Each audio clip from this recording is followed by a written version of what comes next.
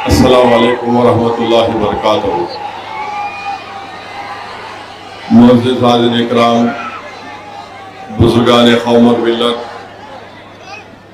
पस पर्दा बैठकर सुनने वाली मेरी इज़्ज़तदार माँ और बहनों, गयूर नौजवान साथियों, शहनशीन व तशरीफ़ फरमा मजलिस इत्तेहादुल मुस्लिमीन के सीनियर क़ायद वो चेयरमैन भैंसा बल्दिया मोहतरम जनाब जाबिर अहमद साहब, मजलिस इत्तेहादुल मुस्लिमीन के सीनियर MLA मोहतरम जनाब अहमद बराला साहब, डिप्टी मेयर निज़ामाबाद बल्दिया मोहतरम जनाब इदरीस साहब, जनाब शकील साहब, मजलिस इत्तेहादुल मुस्लिमीन के तमाम क़ायदीन, सदर मोतमदीन जो मुख्तलिफ अज़ला से आज इस जलसे में शिरकत कर रहे हैं, मेरे अजीज़ दोस्तों और बुज़ुर्गों, मेरी आपसे अदबन गुजारिश है कि थोड़ी देर के लिए आप खामोशी से मेरी चंद बातों को सुने और फिर उसके बाद आप और हम अपने अपने घरों को वापस हो जाएंगे। मैं आपके सामने अर्ज़ करने के लिए आया हूं कि 2024 के पार्लिमानी इंतखाबात के बाद ये हमारे पुलिस के भाइयों से वो रोज हट जाइए, वहां से हट जाओ, छोड़ दो, हट जाओ, छोड़ दो, आप कुछ नहीं होता, छोड़ दो, हट जाओ, अभी जाना नहीं, वही रुकिए, वही आराम से, नहीं वहाँ रुकिए। मेरे अजीज दोस्तों और बुजुर्गों,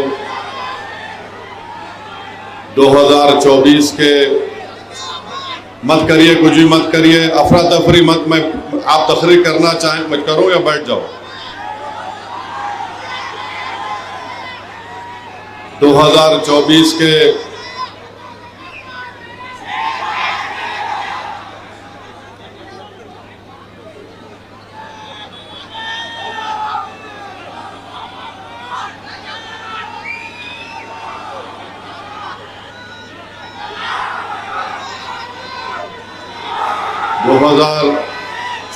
के पार्लिमानी इंतखाबात के बाद भाई साहब, आप वहां जाना चाह रहे?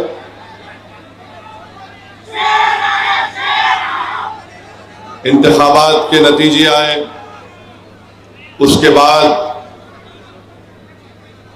बीजेपी इन नतीजों को देखकर परेशान हो गई।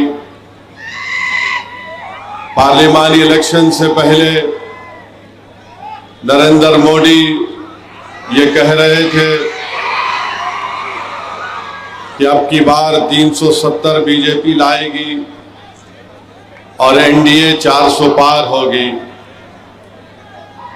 आपको याद होगा कि पार्लिमानी इंतखाबात के इंतखाबी मुहिम में नरेंद्र मोदी अपनी तकारीर में ये कह रहे थे कि मुस्लिम ख़वातीन ज़्यादा बच्चे पैदा करती हैं। नरेंद्र मोदी ये भी कह रहे थे, हमारे हिंदू भाइयों को पैगाम दे रहे थे कि आपकी भैंस को चोरी करके मुसलमानों को दे दिया जाएगा। मोदी ने यह भी कह दिया कि हमारी हिंदू बहनों के गलों से मंगलसूत्र छीनकर मुस्लिम ख़वातीन को दे दिया जाएगा। हत्तल इम्कान कोशिश नरेंद्र मोदी ने की कि मुसलमानों का खौफ पूरे मुल्क में पैदा किया जाए और भारत के हमारे हिंदू भाइयों को यह पैगाम दिया जाए कि अगर कोई मुसलमानों को रोक सकता है तो वो बीजेपी और मोदी है।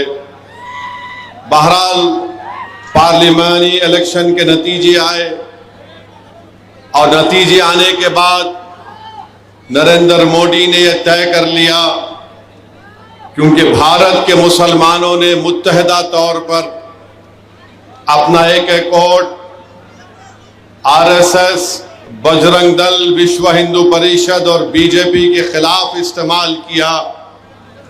तो इलेक्शन के नतीजे आने के बाद बीजेपी ने तय कर लिया कि हम मुसलमानों को तकलीफ देंगे, हम मुसलमानों को परेशान करेंगे, हम मुसलमानों को बेइज्जत करेंगे और मुसलमानों को जो कानूनी मौक़िफ़ है उसको उनसे छीन लिया जाएगा। इसीलिए आज आप देखते हैं कि जब पार्लिमानी इलेक्शन के नतीजे आए, इज्तिमाई तौर पर मुसलमानों को तकलीफ देने के लिए बीजेपी और आरएसएस ने एक नया मंसूबा बनाया।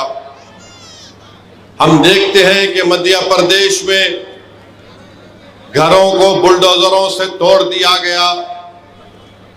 हम देखते हैं कि किसी मासूम मुसलमान को रोककर, पीटकर उसका वीडियो बनाया जाता है।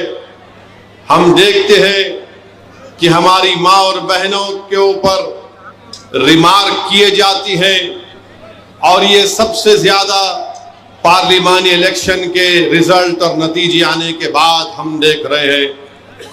मुसलमानों को इसलिए तकलीफ दी जा रही है बीजेपी और मोदी की तरफ से क्योंकि भारत के 19 करोड़ मुसलमानों ने बीजेपी को हराने के लिए, बीजेपी को रोकने के लिए अपने के वोट का इस्तेमाल बीजेपी को हराने के लिए किया।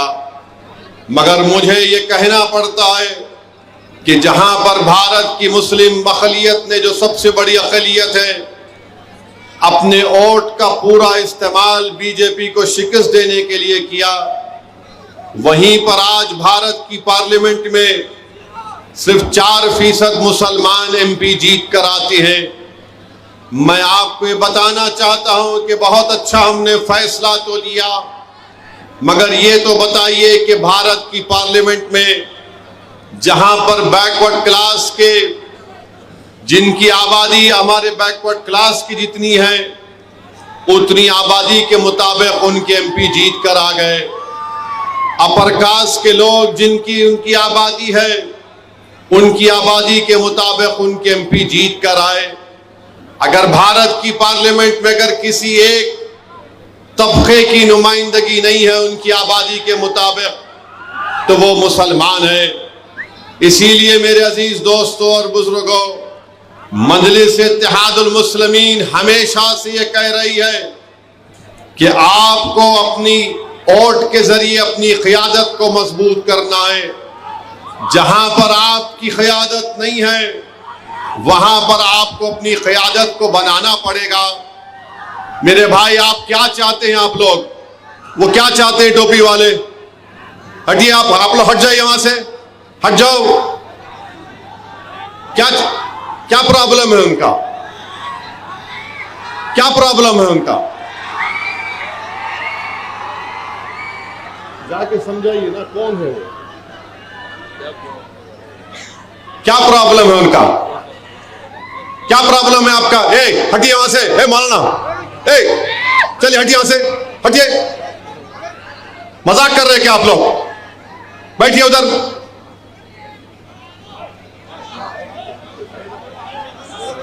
क्या कर रहे हैं आप लोग?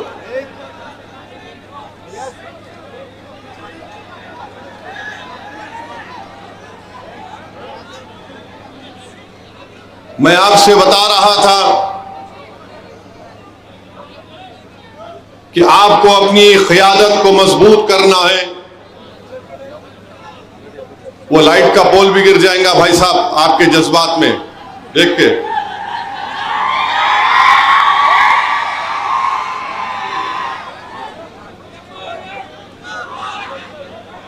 मेरे अजीज दोस्तों और बुजुर्गों, हमने बीजेपी को तो उनकी तादाद में सीटों में कमी तो ला ली, मगर हमने भारत की पार्लियामेंट में अपनी आबादी के मुताबिक अपने एमपीज को हम कामयाब नहीं कर सके। आज भारत की पार्लियामेंट में अदर बैकवर्ड क्लास के एमपीज हैं, अपर कास्ट के एमपी हैं।